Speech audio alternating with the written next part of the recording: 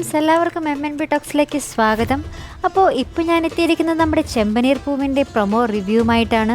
നമ്മുടെ ചെമ്പനീർ പൂവിൻ്റെ കഴിഞ്ഞ എപ്പിസോഡ് നമ്മളെല്ലാവരും കണ്ടു കാണും. അതിൽ നമ്മുടെ ചന്ദ്രമതി നമ്മുടെ സുധിക്ക് കൊടുക്കാനായിട്ട് പാചകമൊക്കെ ചെയ്ത് വീട്ടിൽ നിന്നും പോകുമ്പോൾ അത് സച്ചിയുടെ അച്ഛനും രേവതിയും ഒക്കെ കാണുകയും അവർ ആർക്കാണ് ഈ ഫുഡ് കൊണ്ടുപോകുന്നത് എന്നൊക്കെ ചോദിക്കുമ്പോൾ നമ്മുടെ ചന്ദ്രമതി പറയുന്നുണ്ട് അതെൻ്റെ കൂട്ടുകാരി ബാമയ്ക്കാണ്. ബാമ നടുവേദനയെടുത്ത് ഹോസ്പിറ്റലിൽ കിടക്കുകയാണെന്നൊക്കെയായി ചന്ദ്രമതി പറയുന്നുണ്ട്. അപ്പോൾ അവർക്ക് വേണ്ടി താൻ ഫുഡ് ഉണ്ടാക്കി കൊണ്ടുപോകുകയാണെന്നാണ് ചന്ദ്രമതി പറയുന്നത്. ശേഷം ചന്ദ്രമതി വീട്ടിലേക്ക് തിരിച്ചു വരുമ്പോൾ സച്ചിയുടെ അച്ഛനോട് ചൂടാകുന്നതായിട്ടാണ് പ്രൊമോയിൽ ആദ്യം തന്നെ കാണിക്കുന്നത്. അന്തസ്സുള്ള അതായത് നിലവാരമുള്ള ഭർത്താക്കന്മാർ ആരും ഭാര്യമാർ എവിടേക്കാണ് പോകുന്നതെന്നിങ്ങനെ അന്വേഷിച്ച് നടക്കാറില്ല എന്നാണ് പറയുന്നത്. അപ്പോൾ എന്തായാലും സച്ചിയുടെ അച്ഛൻ ബാമയുടെ വീട്ടിലേക്ക് വിളിച്ച് ബാമയോട് ചോദിച്ചിട്ടുണ്ടാകാം ചന്ദ്രമതി അവിടെ ഉണ്ടോ എന്നുള്ള കാര്യമാണ് നമുക്കതിൽ നിന്നും വ്യക്തമാകുന്നത്. പക്ഷേ ബാമ പറഞ്ഞിട്ടുണ്ടാകും ചന്ദ്രമതി അവിടെ എത്തിയിട്ടില്ല എന്ന്. അപ്പോൾ തിരിച്ച് ചന്ദ്രമതി വീട്ടിലേക്ക് വന്നപ്പോൾ സച്ചിയുടെ അച്ഛൻ ചോദ്യം ചെയ്തപ്പോഴായിരിക്കാം ചന്ദ്രമതി അങ്ങനെയൊക്കെ പറഞ്ഞിട്ടുണ്ടാവുക. ഈ ഒരു അരിശവും ദേഷ്യവും ഒക്കെ ചന്ദ്രമതി പിന്നീട് രേവതിയുടെ അടുത്ത് തീർക്കുന്നതും നാം പ്രൊമോയിൽ കാണുന്നുണ്ട്. അതായത് ഇനി എൻ്റെ കാര്യത്തിൽ ഇങ്ങനെ ഇടപെടുകയാണെങ്കിൽ ഇപ്പോഴുള്ള നിന്നോടുള്ള ഈ സംസാരം പോലും പിന്നീട് ഉണ്ടാകില്ലെന്ന് ചന്ദ്രമതി പറയുന്നുണ്ട്.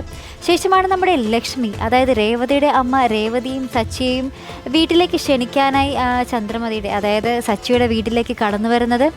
അപ്പോഴാണ് ചന്ദ്രമതിയുടെ വേറൊരു സ്വഭാവം നമ്മൾ അതിൽ കാണുന്നുണ്ട്. ലക്ഷ്മിയെ കളിയാക്കുന്നുണ്ട്, അടിമുടി കളിയാക്കുന്നുണ്ട്. ഒരു സാധനവും കൊണ്ടുവരാതെയാണ് സ്വന്തം മകളെ കാണാനെത്തുന്നതെന്നൊക്കെ ചോദിച്ച് വളരെ ആക്ഷേപിച്ച് സംസാരിക്കുന്നുണ്ട്. അവരുടെ ആ ഒരു സാമ്പത്തികമില്ലായ്മ ഭയങ്കരമായിട്ട് ചൂഷണം ചെയ്ത് തന്നെയാണ് ചന്ദ്രമതി അവിടെ സംസാരിക്കുന്നത്. അപ്പോൾ രേവതി പറയുന്നുണ്ട് എൻ്റെ അമ്മ എന്നെ കാണാൻ വരുമ്പോൾ എന്തെങ്കിലും കൊണ്ടുവരണമെന്നുണ്ടോ, കൊണ്ടുവന്നില്ലെങ്കിലും അതെൻ്റെ അമ്മ തന്നെയല്ലേ എന്നൊക്കെ രേവതി ഇങ്ങനെ സങ്കടപ്പെട്ട് ചോദിക്കുന്നുണ്ട്. അപ്പോൾ ചന്ദ്രമതി എന്തെങ്കിലും കടുത്ത ഭാഷയിൽ തന്നെ അവിടെ പറഞ്ഞിട്ടുണ്ടാകുമെന്ന് തന്നെയാണ് നമുക്ക് തോന്നുന്നത്.